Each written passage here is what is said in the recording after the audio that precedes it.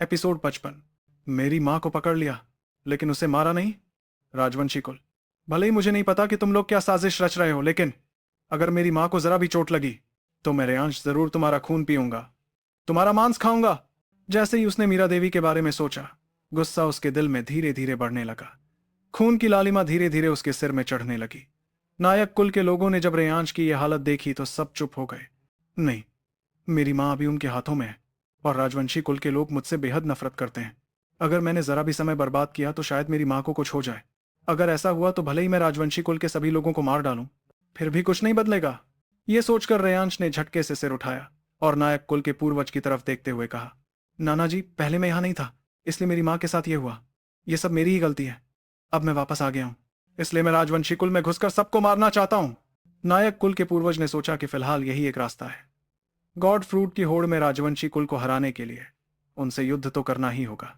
हालांकि वो अभी भी चिंतित थे कि रेयांश अरुण राजवंशी का मुकाबला कर पाएगा या नहीं, लेकिन अब उनकी बेटी उनके हाथों में थी, इसलिए नायक कुल के पूर्वज भी चिंतित थे। उन्होंने ठंडे स्वर में कहा, रेयांश बेटा, इस बार हम दोनों साथ चलेंगे। मैं देखना चाहता हूं कि राजवंशी कुल के लोग हम नाना पोते का क्या बिगाड़ लेंगे। अर्जुन, तुम नायक कुल की रक्षा करना। अगर मेरी अनुपस्थिति में नायक कुल में कुछ हुआ तो मैं तुम्हें ही जिम्मेदार मानूंगा। नायक कुल के पूर्वज रेयांश के साथ राजवंशी कुल पर हमला करने जा रहे थे। अगर नायक कुल में कोई शक्तिशाली योद्धा नहीं रहा तो कुछ भी हो सकता था। हालांकि अर्जुन नायक भी राजवंशी कुल से लड़ने जाना चाहते थे, लेकिन समग्र स्थिति को ध्यान में रखते हुए उन्होंने सिर हिलाया। इसी समय रेयांश और नायक कुल के पूर्वज बाहर की ओर दौड़ पड़े। नायक कुल के सभी लोगों ने मुट्ठियां भींचते हुए उनकी जाती हुई पीठ को देखा। इस समय यशवंत नायक की भौहें लगातार सिकुड़ी हुई थीं। उन्होंने बगल में खड़े अर्जुन नायक की तरफ देखा, जिनकी भौहें भी सिकुड़ी थीं, और कड़वाहट के साथ कहा, बड़े भाई, राजवंशी कुल के वो दो बूढ़े शैतान उससे 60 साल से ज्यादा बड़े हैं। उनके पास 60 साल से अधिक का युद्ध अनुभव है। आपको क्या लगता है कि वो उन दोनों का मुकाबला कैसे कर पाएगा? क्या हमारा नायक कुल इस बार सचमुच खत्म हो जाएगा? अर्जुन नायक ने भी सिर हिलाया और कहा, मुझे भी नहीं पता, अब सब कुछ किस्मत पर निर्भर करता है। जब यशवंत नायक ने खत्म शब्द कहा तो यशवीर नायक और लावण्या नायक जैसे लोगों के चेहरे पीले पड़ गए। बाकी लोग भी आपस में बातें करने लगे और कुछ लोग तो धीरे धीरे रोने भी लगे। इस समय आराधना नायक रेयांश के जाते हुए कोट अटकी लगाए देख रही थी। रेयांश के मन में इतनी घबराहट देखकर साफ था कि वो मीरा देवी की परवाह करता है। माँ बेटे का रिश्ता सुधर सकता है, ये सोचकर आराधना नायक के मन में भी बहुत खुशी हुई। वो चुपचाप ही उम्मीद कर रही थी कि रेयांश मीरा देवी को सुरक्षित वापस ले आएगा। इस समय रेयांश के शरीर में खून का संचार पता नहीं कितनी गुना तेज हो गया था। नायक कुल के पूर्वज भी महसूस कर सकते थे कि उसके शरीर से एक गाढ़ा हथियारा भाव निकल रहा था। ये माहौल नायक कुल के पूर्वज को भी थोड़ा डरा रहा था। रेयांश बेटा, तुम्हारी माँ अभी शायद सुरक्षित है। तुम्हें अपनी भावनाओं को स्थिर रखना होगा। तुम कुछ गलत नहीं कर सकते। अगर आवेश में आकर तुम्हारी माँ को कुछ हो गया तो तुम और भी ज्यादा पछताओगे। रेयांश को भी इस समस्या का एहसास हुआ, लेकिन मन में उठता गुस्सा और चिंता इतनी आसानी से कैसे गायब हो सकती थी। वो सिर्फ सिर हिला सका और बोला, नाना जी, मैं ठीक हूं, लेकिन इस बार राजवंशी कुल के लोगों को मैं जरूर सबक सिखाऊंगा। नायक कुल के पूर्वज कुछ नहीं कह सके। जल्द ही दोनों राजवंशी कुल पहुंच गए, लेकिन रेयांश को हैरानी हुई कि इस समय राजवंशी कुल में एक भी पहरेदार नहीं था। उसने सीधे राजवंशी कुल के मुख्य द्वार को लात मारकर गिरा दिया, लेकिन अंदर एक भी व्यक्ति नहीं था। रेयांश, खोजने की जरूरत नहीं है। इस समय राजवंशी कुल में एक भी इंसान नहीं है। इस समय साक्षी की आवाज आई। रेयांश पहले ही राजवंशी कुल में एक चक्कर लगा चुका था। नायक कुल के पूर्वज भी तना हुआ चेहरा लिए पास आए और ठंडे स्वर में बोले, राजवंशी कुल के लोग सब चले गए हैं। रेयांश बेटा, तुम्हें क्या लगता है कि वे क्या करने की कोशिश कर रहे हैं? रेयांश ने इस समय खुद को मजबूर किया कि वो अपना गुस्सा कुछ देर के लिए रोक ले और दिमाग से सोचने की कोशिश करे। लेकिन जैसे ही उसने राजवंशी कुल के घृणित चेहरों के बारे में सोचा कि इस समय शायद मीरा देवी बड़ी मुसीबत में होंगी, सोचा कि वो भी एक बेचारी महिला है, तो उसके मन में हत्या का भाव और बढ़ने लगा। उसने फैसला कर लिया था कि वो उनकी रक्षा करेगा, लेकिन अभी वो उनकी रक्षा नहीं कर पाया। यह एहसास उसे बेहद बेचैन कर रहा था और राजवंशी कुल से उसकी नफरत और भी बढ़ गई थी। मैंने कहा था कि मुझे कभी गुस्सा मत दिलाना, वरना तुम सब बहुत बुरी तरह मरोगे। भरत राजवंशी से भी बुरी तरह। जब नायक कुल के पूर्वज ने रेयांश की आंखों में गुस्सा देखा तो उन्हें नहीं पता था कि उन्हें खुश होना चाहिए या गुस्सा होना चाहिए। खुशी इस बात की थी कि आखिरकार माँ बेटे के बीच की दूरी खत्म हो गई थी, और गुस्सा इस बात का था कि मुश्किल से एक दूसरे को स्वीकार करने वाले माँ बेटे को राजवंशी कुल जबरन अलग करना चाहता था।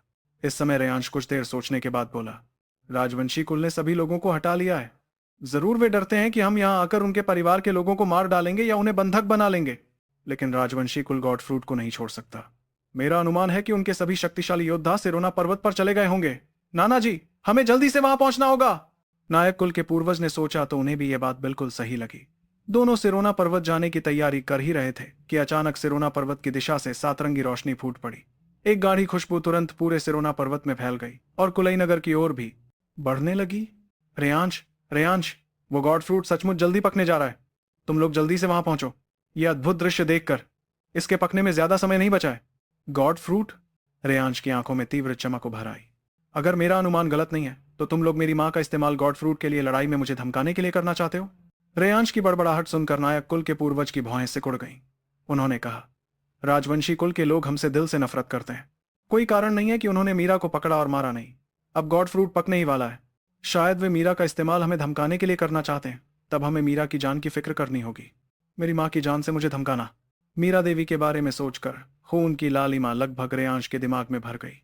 साक्षी भी रेयांश के शरीर से निकलती उस गाढ़ी हिंसक ऊर्जा को महसूस कर रही थी। उसे अचानक एक वाक्य याद आया। ड्रैगन की परत को छूने वाला मर जाता है। रेयांश अब ड्रैगन वॉरियर बन चुका था। उसे प्राचीन दिव्य ड्रैगन का विरासत रक्त मिला था। उसके शरीर पर पूरी तरह से ड्रैगन की मुहर थी और इस समय राजवंशी कुल के लोगों ने निस्संदेह रेयांश की परत को छू लिया था। तभी तो रेयांश के शरीर से यह आसमान छूती हथियारी ऊर्जा निकल रही थी। ड्रैगन की परत को छूने वाला मर जाता है। सिरोना पर्वत की दिशा देखते हुए रेयांश ने गहरी सांस ली, फिर पागलों की तरह उस ओर दौड़ पड़ा।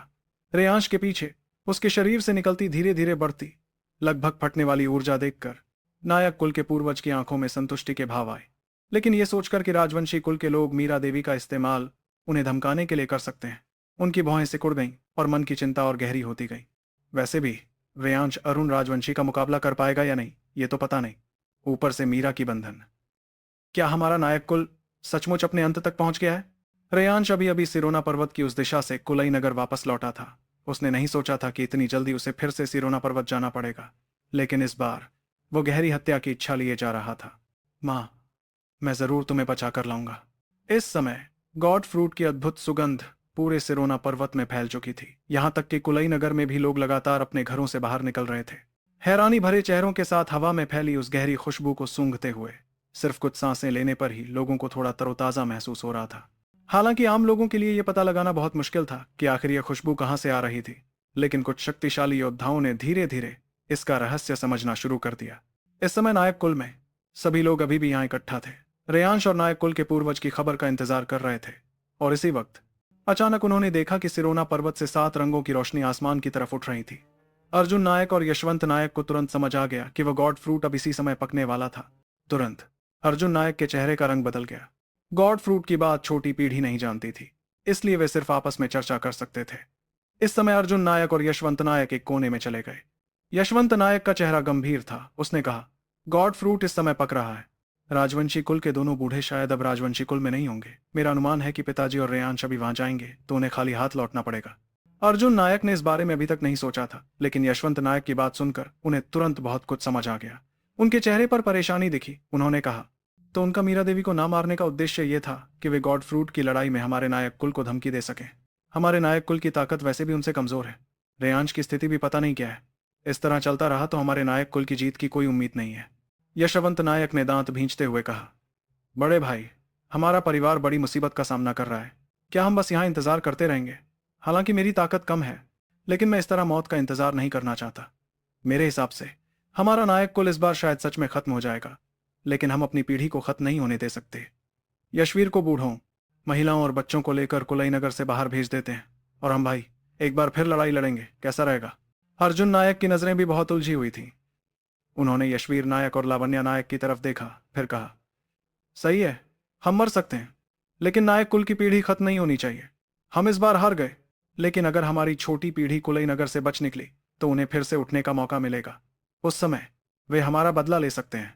हमेशा संयमित रहने वाले अर्जुन नायक को भी अपने इस खतरनाक सुझाव से सहमत होते देखकर यशवंत नायक को समझ आ गया कि ये उनकी सोच की पुष्टि थी।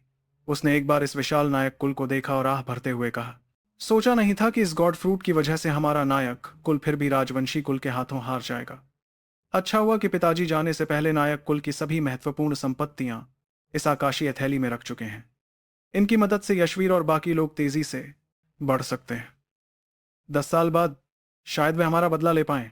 यशवंत नायक की मौत से ना डरने वाली नजरें देखकर अर्जुन नायक ने उसके कंधे पर हाथ रखा और आह भरते हुए कहा, छोटे भाई, इन सालों में मैंने तुम्हें थोड़ा कम आंका था।